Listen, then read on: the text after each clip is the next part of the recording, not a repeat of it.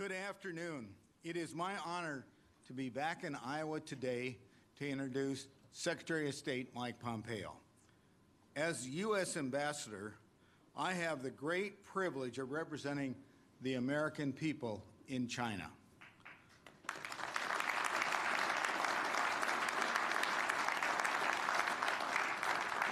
The U.S.-China relationship is the most important bilateral relationship in the world.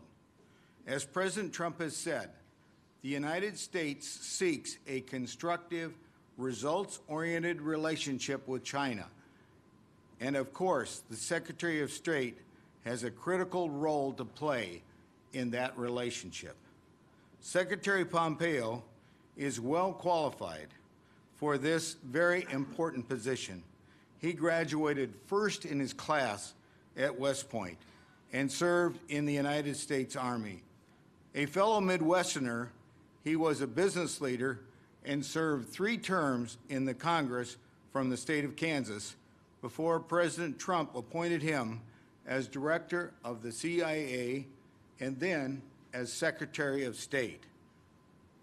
During the Secretary's most recent visit to China, I was impressed with his ability to connect and motivate our embassy staff and effectively articulate American interests to the Chinese leadership. We are honored to have Secretary Pompeo at the helm of the State Department and speaking here in Iowa today. Ladies and gentlemen, please join me in welcoming our Secretary of State, Mike Pompeo.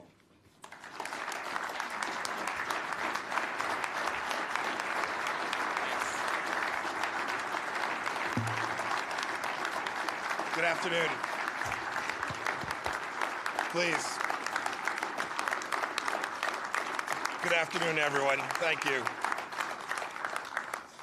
Thank you. I'm often reminded, I often get introduced as the 70th Secretary of State, which is pretty cool. But I'm reminded its president is 45, so the turnover in my gig is a lot higher. I'll be mindful of that as I speak. Thanks for joining me. I'm looking forward. I've got some remarks I'll make today, and then I'm happy to take questions on things that are on your mind. Thanks so much, too, for welcoming me to Iowa. We've had a great day here today. My wife, Susan, who's sitting over to my left, was born in Iowa City. Her mother is a proud graduate of the University of Iowa. So our son, Nick, and I have watched a lot of Hawkeye football games with Grandma. And yeah, I got about half the applause here. Yeah, same deal in Kansas. So Susan grew up, of course, in Kansas, but spent a lot of time in Coralville, where her grandparents lived. And so I will happy to give you all the credit for the lady that she is, good and bad. There's another special person who's here, who's an Iowan that just introduced me, and he has been an enormously powerful force for good in China on behalf of the United States of America. Please, one more time, thank Ambassador Branstad for all he's doing for the country.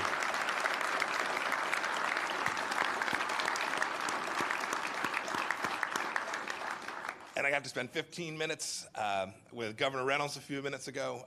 It was delightful and wonderful. The things you're doing here in Iowa are fantastic. Thank you, bless you. Good luck to you, and thank you for being here with me today as well. Thanks so much.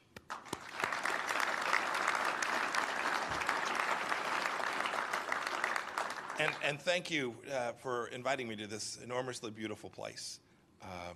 And for the World Food Prize for hosting me today. I know that Ambassador Quinn wanted to be here, but I understand he's on to bigger and better things in London today, receiving his own prize for countering genocide in Cambodia. What a wonderful place for him to be. It's a pretty good excuse for him not being here. The State Department is proud to work alongside as a partner with an organization like this. It has done so much to help feed the world. You every day burnish America's reputation, and I am the beneficiary of that as I travel this world. And I'm excited, too, to share with you that after 2 years of hiatus, the World Food Prize Laureate announcement ceremony is returning to the State Department. I'll host it. I'll preside over the ceremony. I'm really looking forward to it.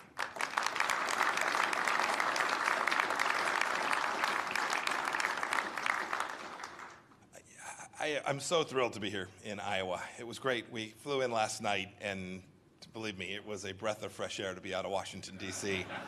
And I know firsthand, too, how farmers are the backbone of America, how food security matters so much, and what you all do, the people of Iowa do, to help deliver that every place in the world. I spent a good part of my summer from my early years in my life at a place called Winfield, Kansas, at a family farm owned by my Uncle Jim. They were some of the most special times in my life.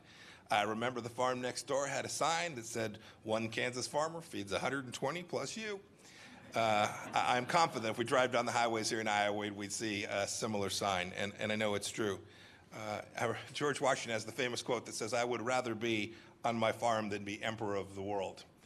I think he meant that too. I want to talk about agriculture and innovation and our relationship with China. The two, as you know, are deeply intertwined.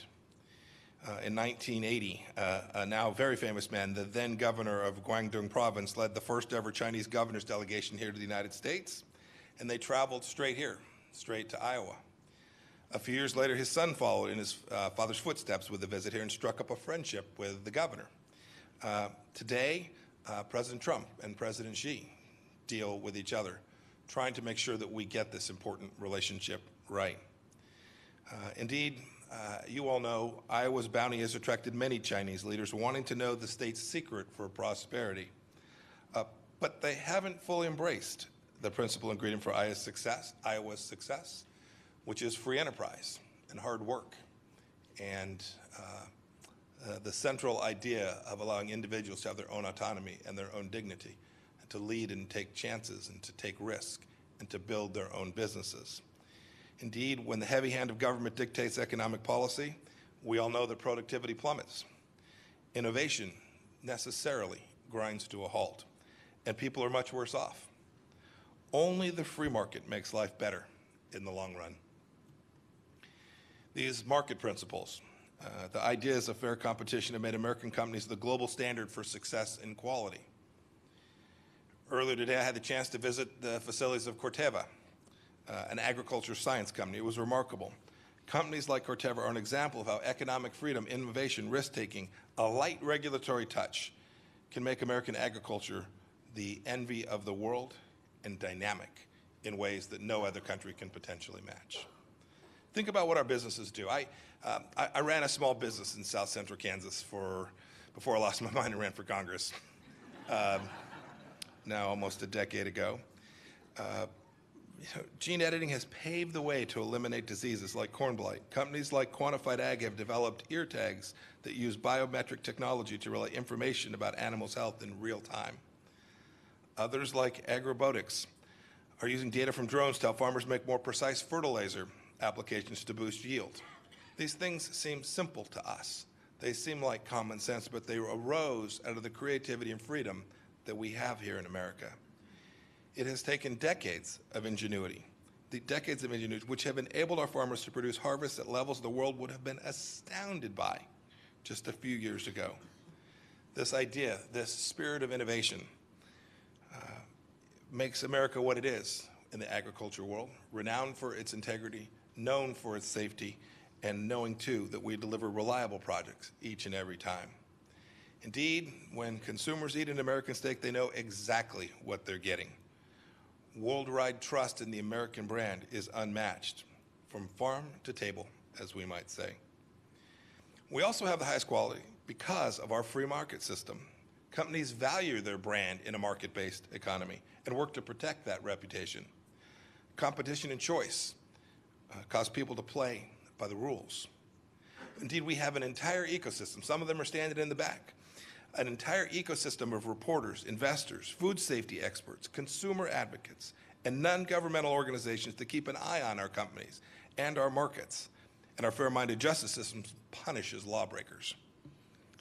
The vibrancy of our agricultural sector shows that America's economic dynamism is not confined to Manhattan or to Silicon Valley or to Cambridge, Massachusetts. The American heartland is vibrant with economic potency. And good things are happening here too in Des Moines, no less than they are in Palo Alto. There are even wineries in the Hawkeye State, or so I'm told. So look, you're more similar to California than you want to believe. And President Trump's low-tax, regulation-cutting agenda is ensuring that our ag industry, along with all the other sectors of our economy, have room to continue to grow and thrive, that our countries continue to innovate without undue burden, that our farmers will be able to bequeath their rich piece of earth to their children. Unfortunately, China has taken a different approach. It has a state-led set of economic practices that threaten the health of the American agriculture industry that you've all worked so hard to develop. When we hear the stories of China stealing sensitive technologies, we often think of the technology powers that powers our fighter jets, our smartphones, and our medical devices. But Americans should know that China has targeted intellectual property and technology essential to farming, too. A few years ago, an Iowa farm security guard saw something suspicious in a field, stopped to investigate. He caught a Chinese national digging in the dirt, trying to steal genetically engineered corn seed that took years of research and development to create, and which had cost a lot of money to build. That individual later pled guilty to stealing seed from Monsanto, DuPont Pioneer, and LG Seeds. There's another story, a different Chinese national who stole hundreds of genetically engineered rice seeds produced by his employer. He stored them at his residence. He then passed the seeds to representatives of a Chinese Crop Research Institute when they came to town. And it wasn't until the Customs and Border Patrol, our CBP officers, searched their bags before a flight that he was caught. And then, of course, there's the theft that takes place in the robotics and industrial technologies that form the backbone of our agriculture industry as well. Every time there's a theft of this kind, it eats away at the history, it eats away at the seed corn of the industries upon which you and your children and grandchildren depend. And you should know, too, it's not just big companies that suffer. As one farmer said, quote, "What no one seems to understand is that they're stealing from people like me. They're stealing the research that farmers pay each time they buy a Monsanto seed." IP theft, too, isn't the only problem that China presents. It's an economic model that has for years survived on protectionism, rule breaking, state subsidies. China denies American companies access to its market through tariff barriers and non-tariff barriers, and they deny us the ability to compete on a fair and reciprocal basis. I've been around enough businesses here in the heartland to know we don't fear competition. But to compete successfully, you have to have a real shot. You have to have a relatively level playing field. And China's protectionism has for decades tilted the field against our farmers and agricultural companies. You should know, too, that American agriculture exporters aren't the only folks that are the victims of China's state-dominated economy. As Ambassador Branstad reminds me, it is the Chinese people who suffer as well. Think back to 2008, when tens of thousands of Chinese children got sick from contaminated milk and baby formula, with several of them dying. Even today, many Chinese travel abroad to buy baby formula, and Chinese expatriates make big bucks shipping it back home for profit. A few years ago, Time magazine investigated fake Chinese eggs and came up with this list of scrumptious ingredients: resin, starch, coagulants, pigments, sodium, alignate. I'm going to stop there. Today in China, counterfeit goods, counterfeit products, the overuse of pesticides, reprocessed cooking waste all remain persistent problems. And just as China has guarantees of human rights written into its constitution, China boasts plenty of food safety laws. It's not about writing down one more regulation or one more rule. But enforcement is weak or non-existent. And as we see so often in socialist countries, the prevalence of corruption in China's state-commanded economy frequently allows this kind of fraud to go undetected and almost always unpunished. And even when it's uncovered, the incentive to cheat remains unchanged. The Chinese people deserve better. The good news is this: help is on the way. American producers and Chinese consumers will both be better off. The outcome of President Trump's trade negotiations currently underway will pay dividends for people in each of our two countries. The President is taking a very hard line on stopping the theft of intellectual property. For our ag producers, President Trump is fighting to level the playing field to which I earlier referred, so that we'll be greater market access for each of them. This is great news. But opening up markets for new businesses isn't just a pet project related to China. It's one of the core missions of the State Department, which I lead, and it has been for more than 200 years. But we're doing so today with a renewed focus. Many Americans look at the State Department and wonder what it does for them. They see the Secretary travel to far-off places, and they ask the question, are Americans the first client of the State Department? You should know that you are. For one thing, we have 1,700 economic officers serving all across the globe. A huge part of their work on behalf of families in Iowa or Kansas or any other state is to create opportunities for American businesses to sell their products abroad. And when it comes to international commerce, I guess you could say that the art of diplomacy goes hand in hand with getting deals done. This brings me to a quick detour. I would be remiss if I didn't spend a few minutes. Economic diplomacy is certainly a central mission of what it is that I do. It's one of the State Department's many missions. But if you're an American looking for one of the most rewarding, challenging careers possible, consider the U.S. State Department. There are opportunities to represent the American flag in everything from counterterrorism to ensuring food security to fighting human trafficking. My colleagues are incredibly proud patriots serving all across the globe. They're smart and they're mission-driven. The State Department has spent a lot of money and energy over the years to make sure we have a diverse workforce. I want to make sure that we have people from the heartland serving in the Foreign Service as well. We need that geographic diversity. Our mission is, of course, to represent all of the American people in all corners of the globe, so the makeup of our workforce matters. And if you want to keep America safe and strong and advance our values, we've got great opportunities. You can literally change the world. Okay, infomercial over. But please, you or your kids, come check it out. It is a great place to work. It is a noble calling. The people who work with Ambassador Branstad and I are true patriots serving our great nation. I'll close here. Under President Trump, our diplomats have been especially busy opening up markets around the world for all kinds of American agriculture. And along with our colleagues at USDA and the Trade Representative's Office and the Department of Commerce, this administration has opened up a path for dairy and poultry to Canada, lamb and goat meat to Japan, beef and pork to Argentina, poultry to India, lamb to El Salvador, beef and poultry to Morocco, eggs to South Africa, dairy to Turkey, and handfuls others. We hope that the EU, too, will soon lower its trade barriers and grant expanded access for American goods. Where China is concerned, new market access must come, and we must do so in a way that creates systems that are enforceable. It doesn't do any good to sign one more agreement, one more document, if a mechanism to enforce those commitments that the Chinese make to us doesn't have the capacity to create a set of rules and processes that are enforceable. One final point of importance related to keeping the American ag sector prosperous. Our abundance has always been an incredible blessing to the world. We have to extend that legacy. The promise of land and rich soil stretching into the horizon and a better life drew innumerable settlers to our shores. After World War I, Herbert Hoover helped quarterback our efforts to feed tens of millions of Europeans, a project that depended substantially on American foodstuffs.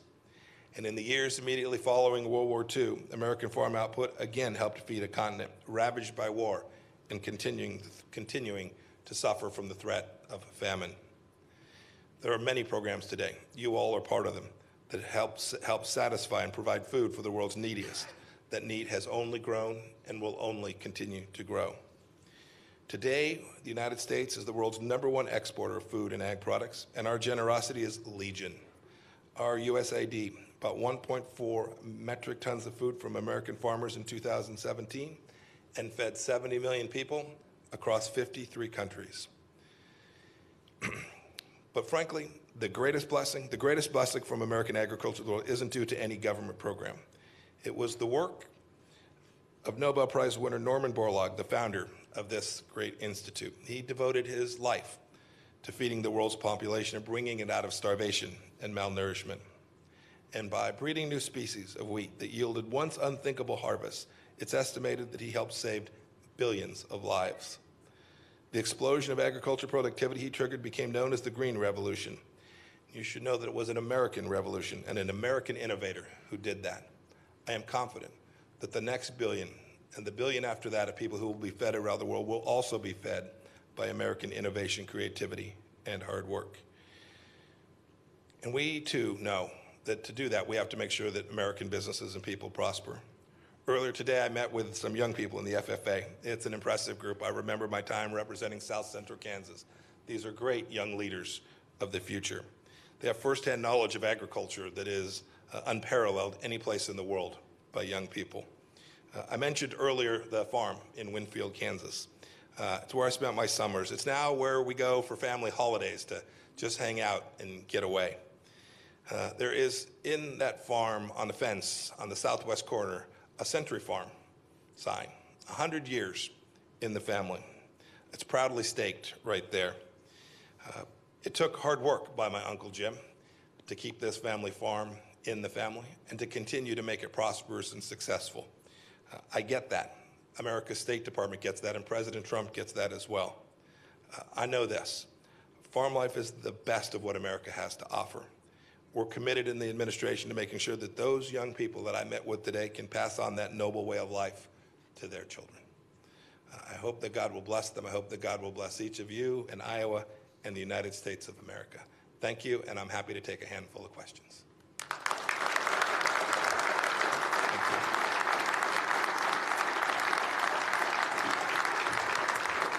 Thanks.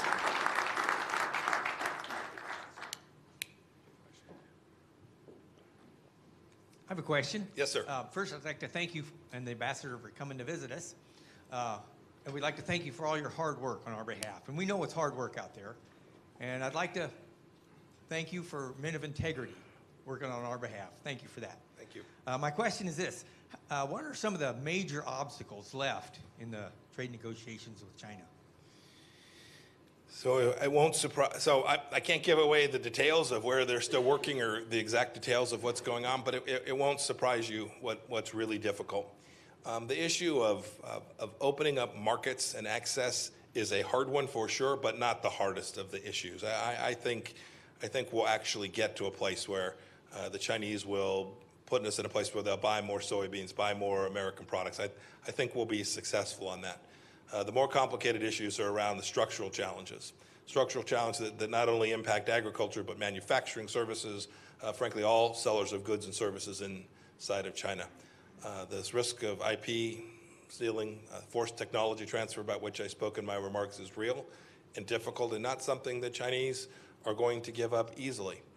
And then you attach on the backside of that that you need more than just a promise to undo those structural things. You need a mechanism by which those commitments can be enforced, and that's the focus. It's where Ambassador Lighthizer, Secretary Mnuchin, and the trade team are fully engaged. They have made progress on every one of those components of the agreement.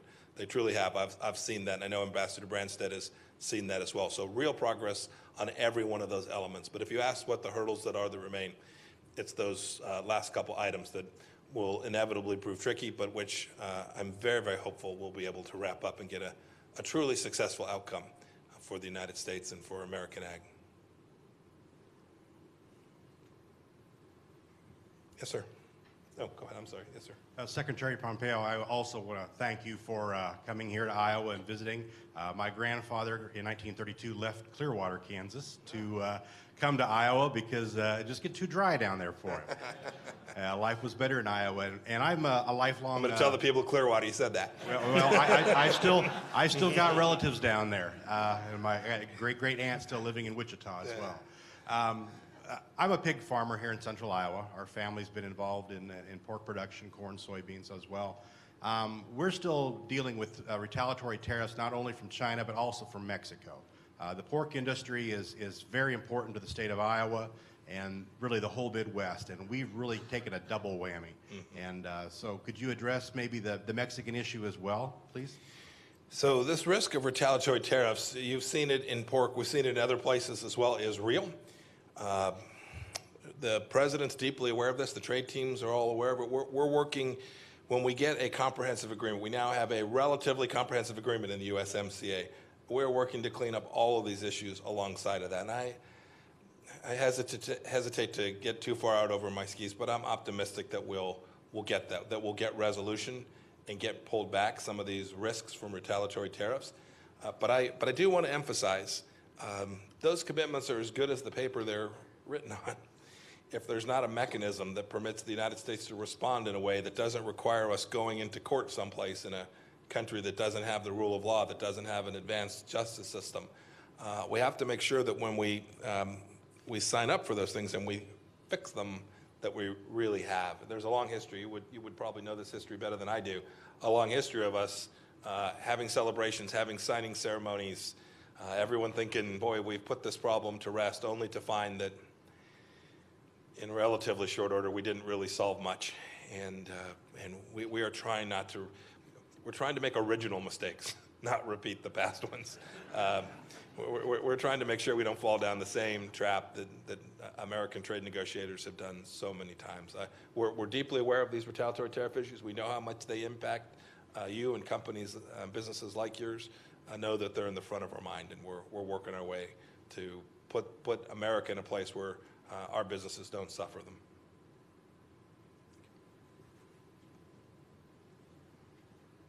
Yeah, Mr. Secretary, thanks for being here. We appreciate it.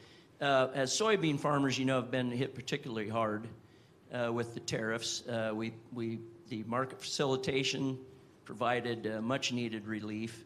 And my question would be, we've heard comments that maybe tariffs could be dropped on certain products or commodities. And I know in the negotiating process you can't show your cards, but is there a chance that tariffs on soybeans could be dropped in exchange for something else, make some concessions, and then some of these more tricky issues like intellectual property that take a lot of time and a lot of work could be put off or worked on, continued to be worked on while there's some relief for some of the ag products? Yeah, it's a good question. You saw the president make the request that the Chinese do that. I think it was on Friday of last week. He asked the Chinese, given the status of the negotiations and the fact that he made the decision on the 1st of March not to increase tariffs, something that he had previously said that he would do. He'd picked a date certain. He'd asked them to reduce some piece of their tariffs as well. It's the best I know, we haven't received a formal response to that. Beyond that, I don't really want to comment too much. For the rest of that, Ambassador Lighthizer and Secretary Mnuchin will kill me. So it is a good question. It's something I know they're giving due thought to. Yes, sir. Ambassador, thank you, or Mr. Secretary, thank you for being here today, and Ambassador Branstad, and the work you're doing on IP, protecting that. You've heard it from everyone else around the room, and I'm a corn farmer in Northeast Iowa. You've heard from hog producers, cattle producer perhaps, and some soybean farmers, and we all invest money in our checkoffs, commodity checkoffs that help build these markets, and we rely heavily on investing in these markets and building them over time. We build great relationships. They are important for sending our products. You know all this, I'm certain. Yeah. Mexico, right next door, is important to all of us. Canada also. We dearly need to see USMCA signed and done. One of the hurdles for that is the steel and aluminum tariffs. And from getting that signed, what are the thoughts on getting those removed and helping that agreement move forward? Fair question. Let me say this. I am very confident that there are enough votes to pass, to get the USMCA moved through our government, through the United States government, and without getting in the business of other sovereign nations' decision-making processes, I am confident that those countries too will conclude that this deal is their best outcome, and they'll move forward. I truly believe that. How we'll handle these 232 tariffs as part of that, I think, remains to be seen. But as I've engaged with Foreign Minister Freeland and the new Foreign Minister Marcelo Ebrard in Mexico, I think we're in pretty good place getting each of those two countries to move forward with this agreement. You never want to count your chickens or pigs or anything before they hatch or before they grow up. But I feel pretty good about that. Unless it becomes a real political football in Washington, I think we'll, come the end of this year, have an agreement. Yes, sir. John Maxwell, Eastern Iowa Dairyman. Would you comment on any kind of time frame? Because every day that marches on, it's getting tougher and tougher. No.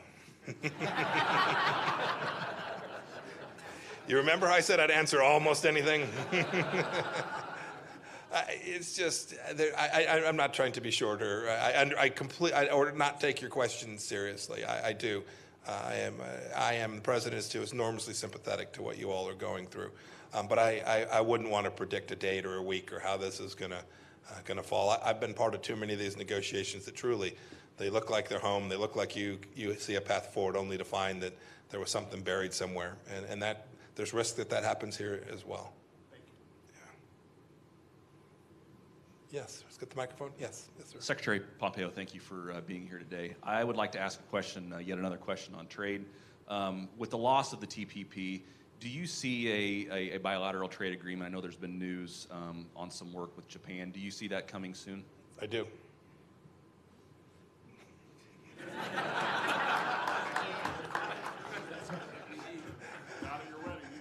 Yeah.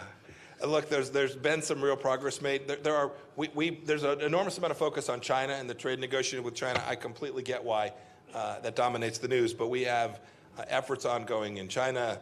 There's work that's being done with the EU.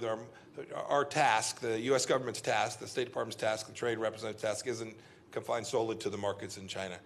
We need to get market access, good rules-based trade with each of those countries. And I had an ambassador, our ambassador to the United Kingdom, said the other day, he said, look, they've been, in the EU, they've been smearing the quality of our food. They've been saying things about the quality of our food that just simply aren't true. We have an obligation, too, to make sure that facts are out there.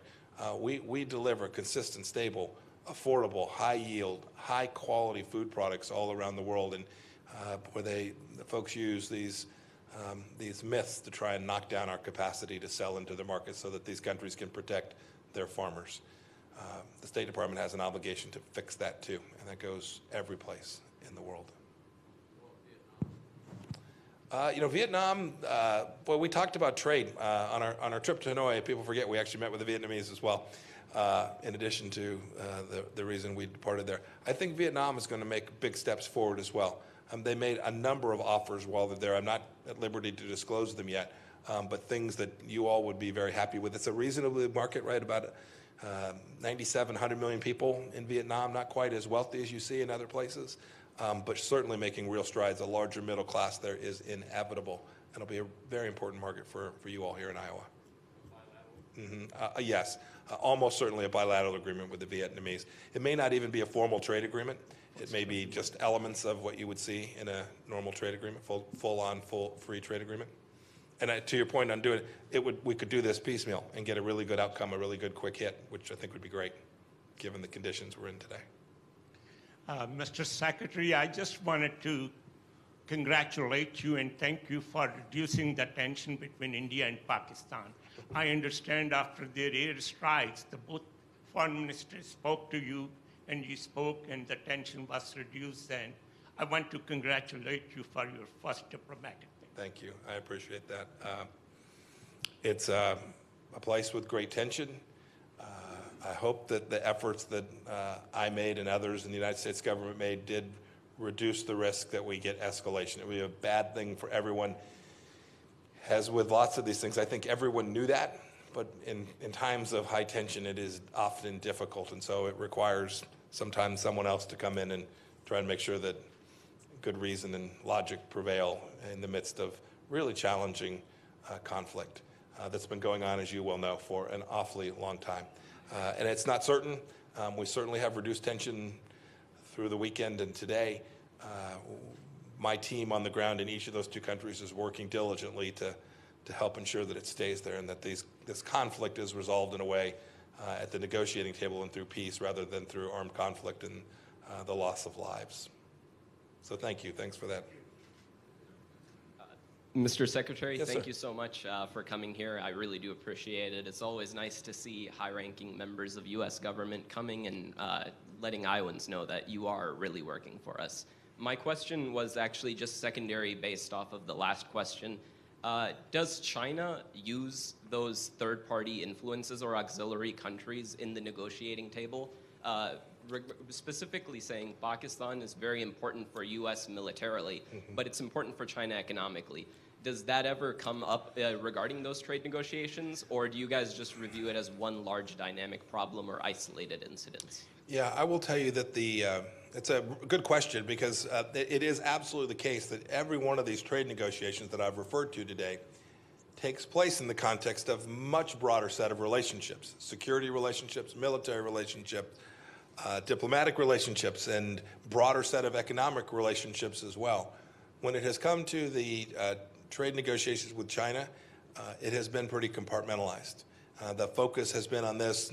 Neither of us has raised the specter of bringing outside things into this. It has been about trying to find a set of rules and incentives that will provide a lasting outcome that gives American businesses real opportunity to compete in China in a way that's fair and reciprocal without the risk of losing the property that they've so heavily invested in. So it's been pretty squared off, which we thought at the beginning made sense, and the Chinese have honored that in good measure as well.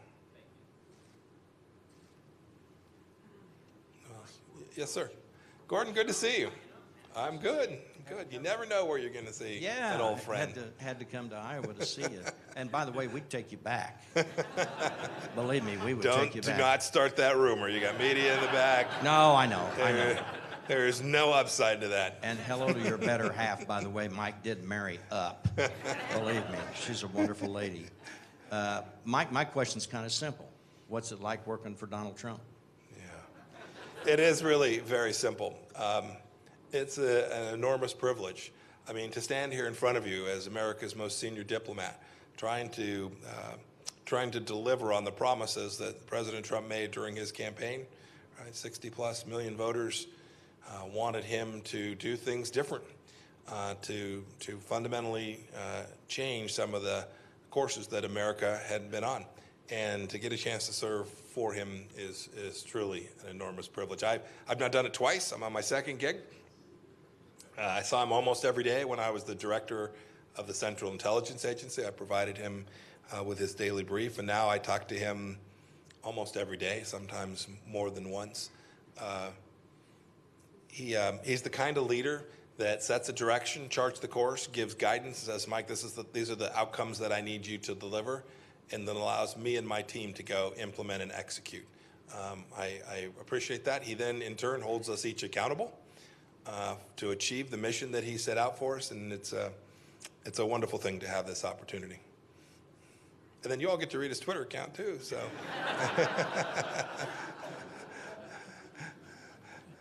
Thank you, Secretary, and thank you, Ambassador. Secretary, my name's Ben Ricci. I farm in northeast Iowa at Jessup, Iowa, and I just wondered if you could shed some light on when we might see our colleague, Indiana farmer Kip Tom, reach final confirmation on his post to UN Ambassador for Food and Ag. Oh my goodness. I should have you all sign letters on his behalf. You know, I have at the State Department several dozen people pending confirmation, all of whom are highly qualified, capable people who have agreed to go serve America. And they're not on the battlefield, they're not on the playing field, they're not in the diplomatic field. That's most unfortunate. If either of your senators are sitting in the back of the room, they're probably going to throw something at me here in a minute.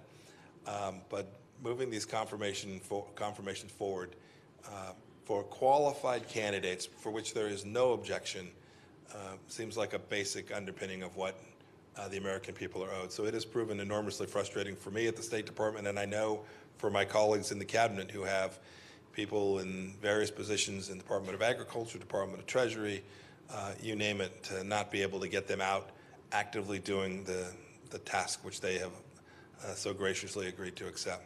I couldn't tell you. I don't know what these timelines are going to look like.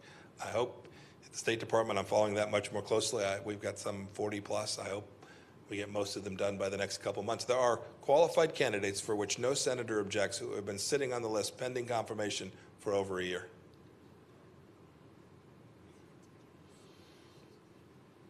Now I'm going to have to go testify in front of the Senate, so here we go. I promise you I'll hear that sentence back. Yes, ma'am. Secretary, thank you so much for being here. As a Midwest farmer, you understand the power of a handshake deal.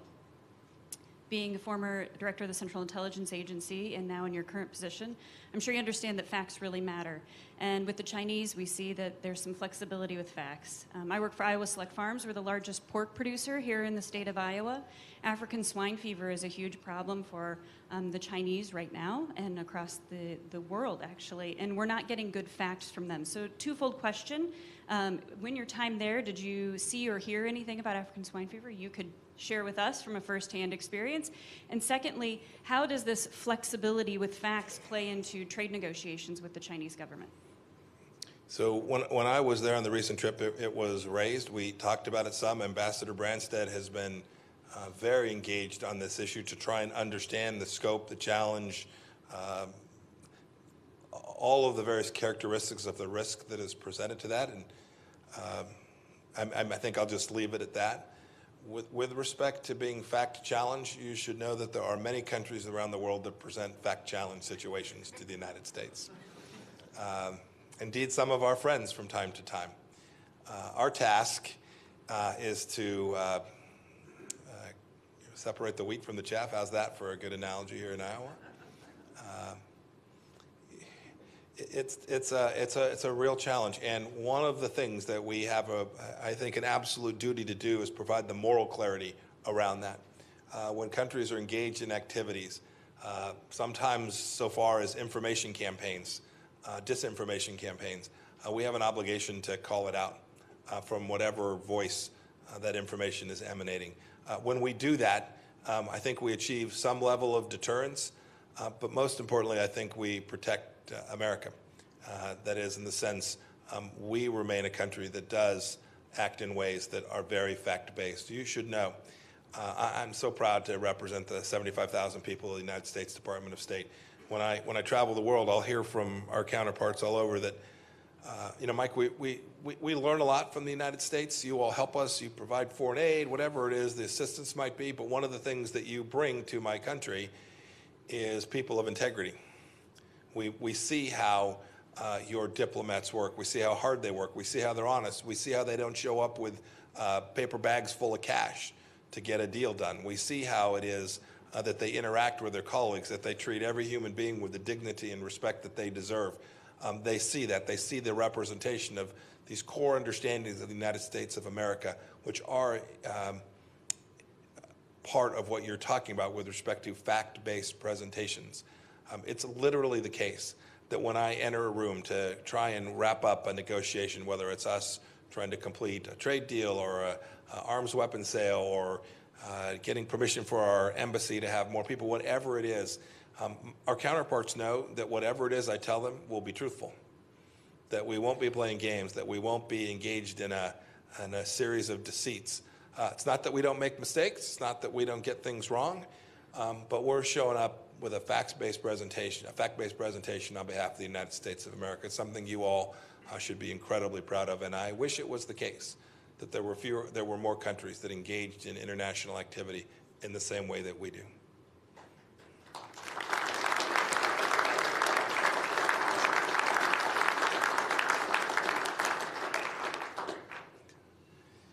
Looks like I've got time for one more. Anybody, or did I wear you all out? Yes, sir. I'm a fifth-generation farmer from Northwest Iowa, and I was kind of ready, positioned myself for these trade negotiations, but I grew a really good crop. So I'm not all priced ahead. And I just, we're going to have big carryouts, at least they're all predicting that we will. Do you have a plan B or whatever to peddle these things someplace other than China that's more reliable for us? I mean, I'm going to encourage you to sell all you want. We'll grow more. So there's been lots of ideas floated. I don't know that there's a concrete solution to the question that you raise. I wish I could tell you, yes, we've got the markets identified. We know the price at which we can clear. I can't tell you that. But there are lots of ideas about how we might do that, ways that we might assist. I know there was some assistance, interim assistance that was provided, but I also know I heard from farmers in Kansas. They appreciated that. They thought it was great, but they'd rather just sell their stuff and run their business. And pass it on to the 6th generation. Yeah. One more. Yes, sir. I saw you had one. Yes. Mr. Secretary, thanks for coming to Iowa. Ambassador Branstad, thanks for coming back.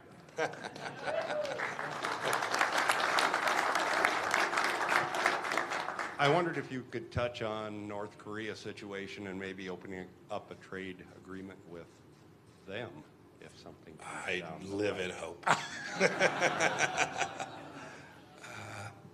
So a little bit of color on the president's trip to Hanoi perhaps would be of some interest. So I've been at this since the beginning. I took the first trip on behalf of the administration when I was the CIA director. I told a story that's not for repeating to your governor a little bit ago from the first trip. But we've been engaged in the fundamental proposition of trying to convince Chairman Kim, who is 35 years old, that the historic strategy which said that absent nuclear weapons, North Korea will fall, that the government will fall, that it was their only way of achieving security for the country. And they trust that. They're confident that that will protect them. We've been trying to convince them with a fact-based presentation that says actually your best way, if your goal is tomorrow, you may well be right, but if your goal is 2, 5, 10, 25 years, that in fact those nuclear weapons will actually present risks to your country. That running a nation in the way that North Korea has been run is not a sustainable model for the next 10, 20, 30 years. But it's going to require Chairman Kim to make that strategic decision. We didn't get there this past trip, in spite of lots of hard work that was done by State Department team, DOD team, all the folks at the Department of Energy over the past weeks working with the North Koreans to try and outline what a real big deal would look like. We didn't get there. And so I am hopeful, although I have no commitment yet, that we will be back at it, that I'll have a team in Pyongyang in the next couple of weeks, continuing to work to find those places where there's a shared interest. The team will also be out working with our partners, right? We've built an enormous coalition, right? All the members of the UN Security Council, people think of these sanctions as being ours. They're not. They're the world's sanctions. Everyone understands the threat from North Korea. We think we still have everyone on board. We think the whole world still understands the threat, even after the deal that was proffered, which the president didn't think rose to the level of something that he ought to accept. And we're still working at it. A big component of what we have presented is the president refers to as a brighter future for the people of North Korea. A significant component of that brighter future is the economic opportunity that sits in North Korea. For any of you who've studied this, there are enormous structural challenges, infrastructure challenges, electricity challenges. There are many, but it's a pretty fertile place. It's a place with 25 million people, an economy that has enormous potential for growth, and we believe that there are resources and willing partners who will come if we can make it across the Rubicon on the nuclear weapons to build a brighter future for the people of North Korea. And there would almost certainly be an enormous opportunity for American business to serve that 25 million person market as well. It'll take a while to build them out to a place where they have a significant, scalable, middle-class economy. But we've seen other Asian countries do this in time periods that no one believed that it could be pulled off. All right, great, thank you. Yes, sir. Do you think China's Belt and Road policy could eventually remove Africa and Europe and Southeast Asia from the American sphere of influence for markets? No way. So the question is, do you think China's Belt and Road is going to take down the United States of America? I summarize. No chance. As I travel the world, people are on to it. They get the shtick. These deals are, in fact, often too good to be true. And many countries have already begun to see that. They show up with products that aren't world-class, with Chinese labor and an enormous debt package, which is almost certainly designed for foreclosure. And I think the world is beginning to see that. And I think, too, America sat still for too long. We didn't respond to this economic activity. and we're determined to do it. And so you're now seeing American businesses, American diplomats showing up in these conversations, making sure that there's a fact-based discussion about what's really taking place, and how it is the case that there are better alternatives than doing some of these deals with China. I want to be clear. We're perfectly prepared, and we welcome China moving around the world and competing. On a fair and level playing field, they have every right to go out and have Chinese companies go compete their brains out, work their tails off, and go compete with us. And if they show up with a project that is an economically viable project and it is better than what the Europeans show up with, or the Americans show up with, or what the Japanese or the Australians show up, so be it. We want the Chinese government to grow its economy and be successful. We see no problem with that. Where we have a real problem is when they show up with deals that just a soul in this room would do. That none of you would. How many bankers do we have in the room? Any financial folks? None of you would loan into these deals, and none of you would see the economic outcome that got you to the right place in that transaction. That means almost certainly that there's a political component to the investment, and I'm very convinced that the world is waking up to this risk. I'm very convinced that America is responding to this risk, and I always believe that over a substantial period of time that markets always beat centralized government every place you find them. And I think that'll be what happens here with the China Belt and Road Initiative as well. So good. Well, look, thank you all. Thank you so much for your time today. Good luck, and God bless you all. Thanks.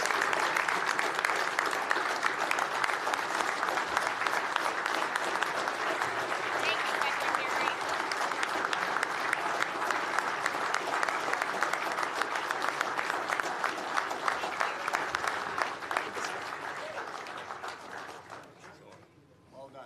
Thank you.